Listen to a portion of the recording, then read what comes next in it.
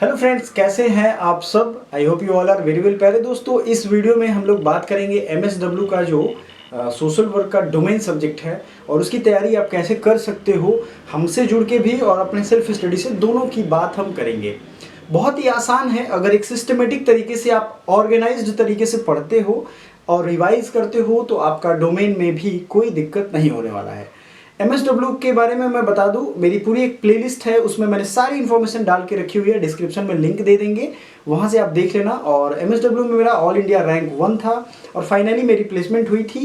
And ये जो information दे रहा हूँ, ये अपने एक्सपीरियंस और अपने तैयारी दोनों के बल पे आपको बता रहा हूँ।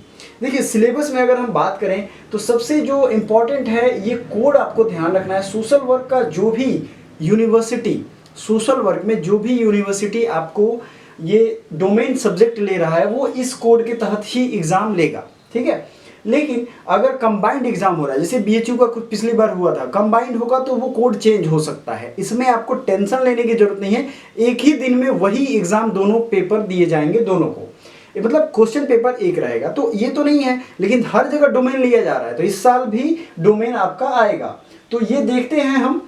इसमें पहला जो यूनिट है, ये यहाँ पे दे रहा है सोशल कॉन्सेप्ट। इसमें family, marriage, neighbourhood, community, organisation, culture, caste, plan, values, culture. Basically values से पूछे जाते हैं सवाल, कल्चर, ट्रेडिशन, ये सब कॉन्सेप्ट हैं।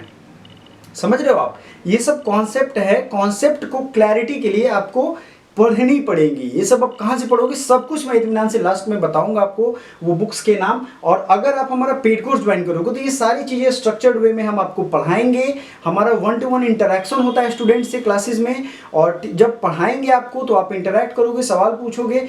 आफ्टर क्लास आपको पीडीएफ देंगे, after end of the course आपको ई बुक देंगे, रिवीजन के बाद आपसे प्रैक्टिस भी करवाएंगे। तो ये आपको ध्यान रखना है, ठीक है। दूसरा इकोनॉमिक कॉन्सेप्ट है। देखिए, ये जो है ये सोशल कॉन्सेप्ट के टॉपिक है। दूसरा है इकोनॉमिक कॉन्सेप्ट के टॉपिक।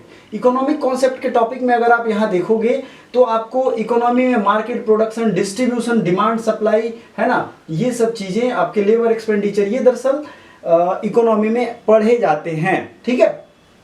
तीसरा हो जाएगा पॉलिटिकल कॉन्सेप्ट। पॉलिटिक्स में politics, democracy, decentralisation, panchayat, legislature, है ना, ये सब अगर आप देखोगे तो पॉलिटी से जुड़ा हुआ टॉपिक है। पॉलिटी की प्लेलिस्ट इसमें आपको बहुत हेल्प करेगी, हम तो इसके नोट्स आपको प्रोवाइड करेंगे।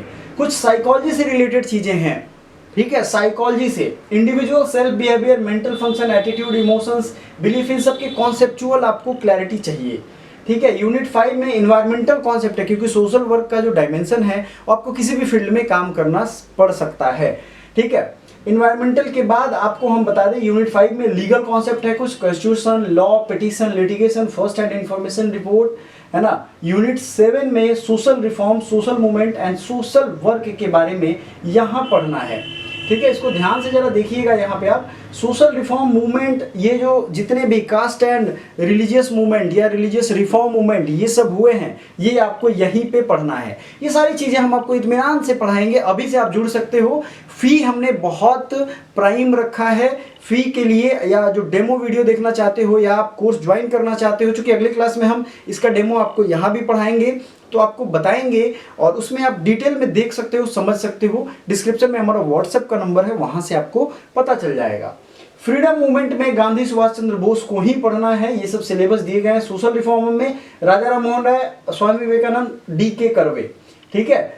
और अगर बात करें दलित एंड सोशल मूवमेंट में, तो नॉन गवर्नमेंटल ऑर्गेनाइजेशन, कॉर्पोरेट, ये सब आपको पढ़ना है। सोशल चेंज का कॉन्सेप्ट, सस्टेनेबल टेक्नोलॉजीज का कॉन्सेप्ट आपको पढ़ना है, और इसी के साथ इसका सिलेबस खत्म होता है। मतलब मैंने आपको मोटा मोटी ये समझा दिया कि ये सिलेबस में आप कहाँ कहाँ से पढ़ सकते हो। कुछ पॉलिटिक्स के पार्ट हैं, कुछ इकोनॉमिक पार्ट हैं, बट अब इकोनॉमिक्स वाले पार्ट के लिए मैं सबसे जो आसान बता रहा हूँ वो आपका एनसीईआरटी है, ठीक है। एनसीईआरटी से आप पढ़ोगे हो जाएगा, लेकिन पूरी चीज़ें उसमें दी नहीं गई हैं।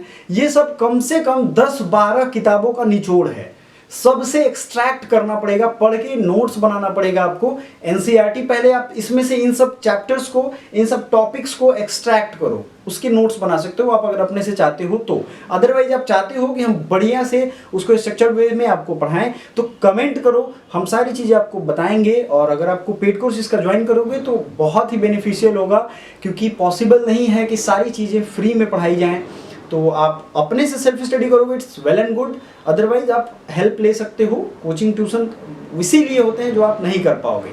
सो बाकी के लिए कमेंट जरूर करिएगा। Thank you so much for watching. Bye for now.